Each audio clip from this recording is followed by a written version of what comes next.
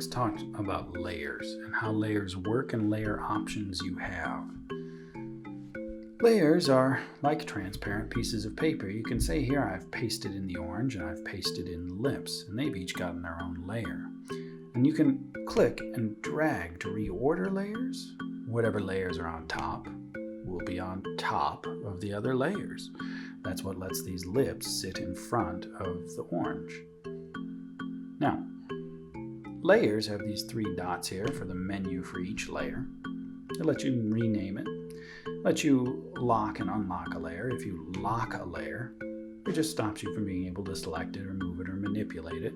It's a good option if you've got things that are done and you don't want to accidentally mess up. You can also just double click on this unlock to unlock it, and of course come in and choose unlock. There's visible and hidden. If you choose hidden, it disappears. It's still there, but you can get it out of the way while you work on something else. That's also just this checkbox, so checkbox on and off will do that. You don't have to open up the menu to get to it. Then you've got some other options like merge down. Merging down will take the layer that you are currently working with, that you have selected, and it will smash it together with the layer underneath it. So those two layers are now together, and they are no longer two separate images. There is as well merge visible. So this will take every layer that is not currently hidden and it will merge them all together.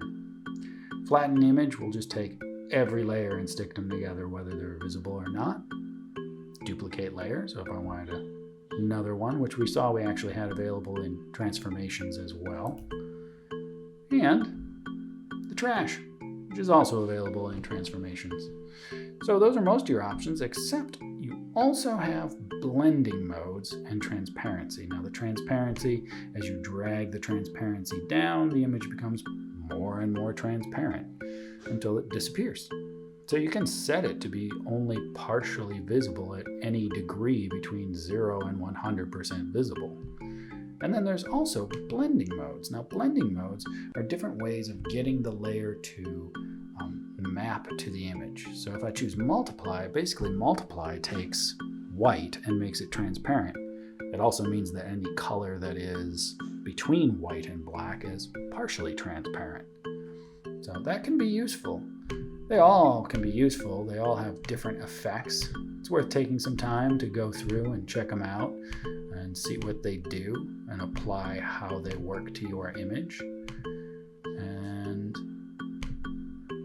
you can use them to sort of erase things, but be able to still manipulate them, or even use it to mask. This looks like then we cut out the shape of the lips from the orange, but right now it's still even is movable. So it's a non-destructive way to be able to get other parts of other images. So a lot of power in those layers. Feel free to experiment with all of those, but some of the basics are important to just getting around.